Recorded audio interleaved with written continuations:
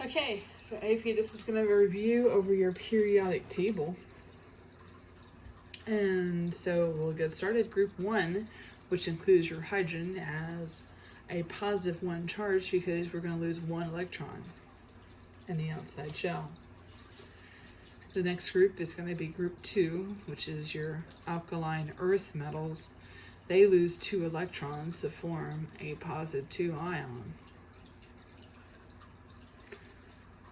Remember, we're going to skip over where the transition metals are. We're going to go to group 3, and they're going to lose 3 electrons to form a positive 3 ion. Then we have group 4, and we got to have a little caution with this because group 4 is kind of the halfway point here. And so we like to say they can lose 4, but they can also gain 4. Then when we get to group 5, now we're going to gain 3 electrons to get to our 8 or our octet. And group 6, they're going to gain 2 to get to that lovely octet to be happy, so they have a negative 2 charge. And then group 7 is going to gain 1 electron to form a negative 1 charge. And then the lovely noble gases do not form ions. They have all the electrons that they need. They're very happy. Groups 3 through 12 are called our transition metals, and they generally will have more than one possible oxidation state.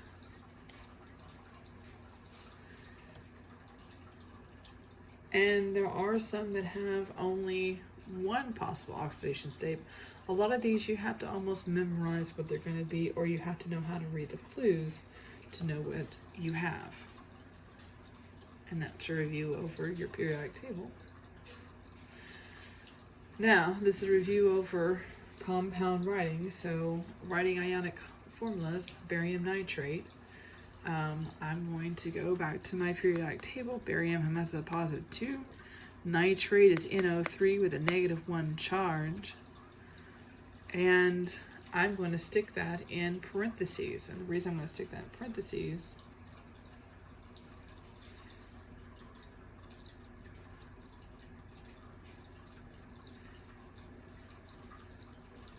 because I want that charge to go with it. So nitrate has a negative 1 charge. We're going to send the 2 this way, the 1 this way, and I get Ba NO3, and I'm dropping the 2 on the outside.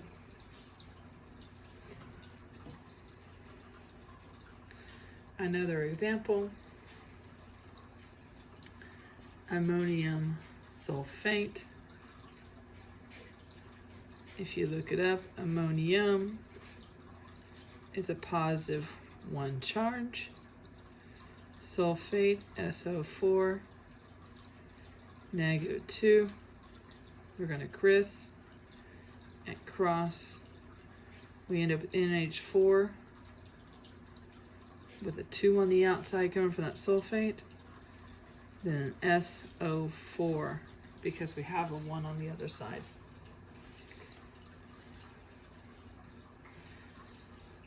When you're dealing with transition metals, they will give you the hint right here. That is your charge. So Fe has a positive 3 charge. And so when I crisscross this, I end up with FeCl3 because the 3 is going here.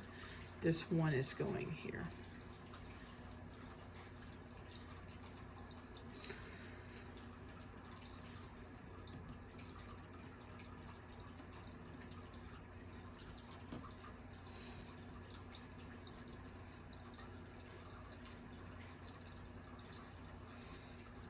On this one here, they both have 2. So you might have written it like this, MgCO3 2. That's going to reduce down to MgCO3 because they both have a 2.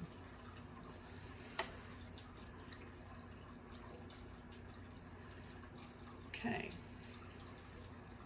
Naming ionic compounds, you're going to name the first, you're going to name the second. So you're going to name the cation first, you're going to name the anion next. So if I'm dealing with just a standard one, like calcium chloride, I name calcium and then chloride. I don't need to do prefixes because I can predict what I'm working with based on the crisscross. If I'm working with my transition metals, I'm going to have more than likely a Roman numeral put in there. So here I have PbCl2. This 2 belongs to the Pb, so it becomes lead 2, and I named the last part chloride. And that ends this one. Okay, a little bit more with our charges and stuff. I'm just going to reiterate again that you do have groups that have fixed charges, and then you have some that you just have to kind of memorize, like your silver, your zinc, and such. Reminder again, here I have my name: sodium fluoride, barium oxide, sodium oxide, barium fluoride. I'm not going to do the prefixes because I don't need to. I'm not working with molecular. If I'm working with somebody that's coming from the transition metal, I might have to have a Roman numeral. These happen to be the ones that are all only have one type of oxidation level on them. So those are silver sulfide, Ag2S, zinc phosphide, SN3P2.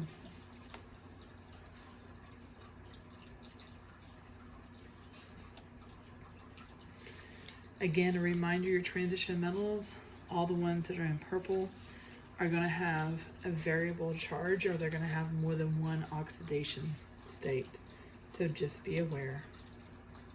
Since they have more than one oxidation state, again, we're going to have the Roman numerals to help the reader know what charge they're going to be.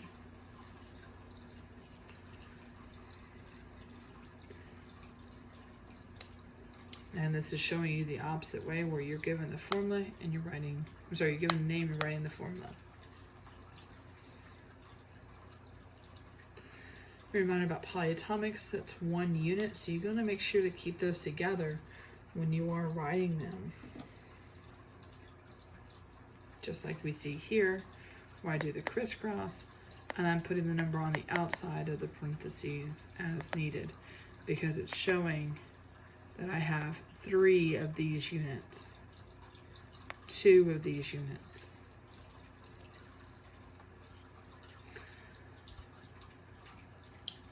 And just more examples. Then a little note about acids.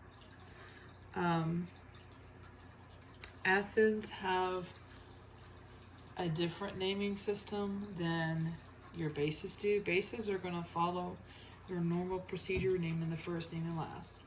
Your acids, on the other hand, you have to know what you're working with.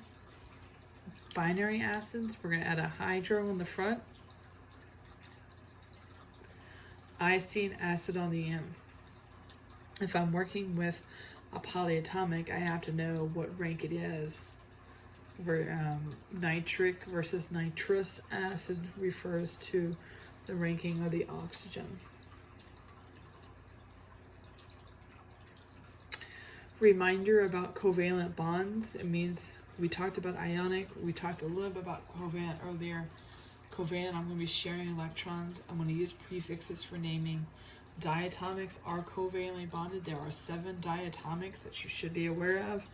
Hydrogen, oops, let's get a color we can see.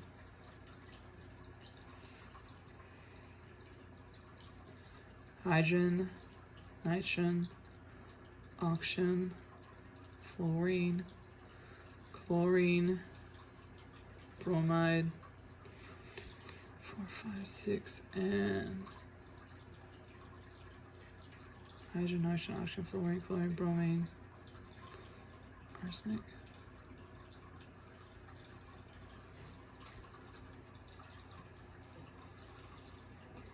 They form a 7 on the periodic table.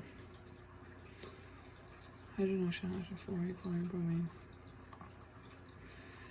A covalent network substances has covalently bonded but does not have a discrete formula.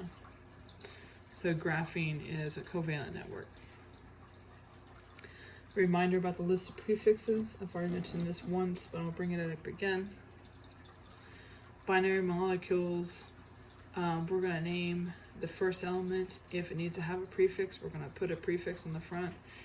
If it's only one of them, we don't need a prefix. The second element, we're going to put a prefix in front of it, then name the element, and then add IDE to the end of it. There's always a prefix on the second one. So P2O5 is diphosphorus pentoxide, CO2, carbon dioxide, carbon monoxide, and then dinitrogen monoxide. And that's it for this review material.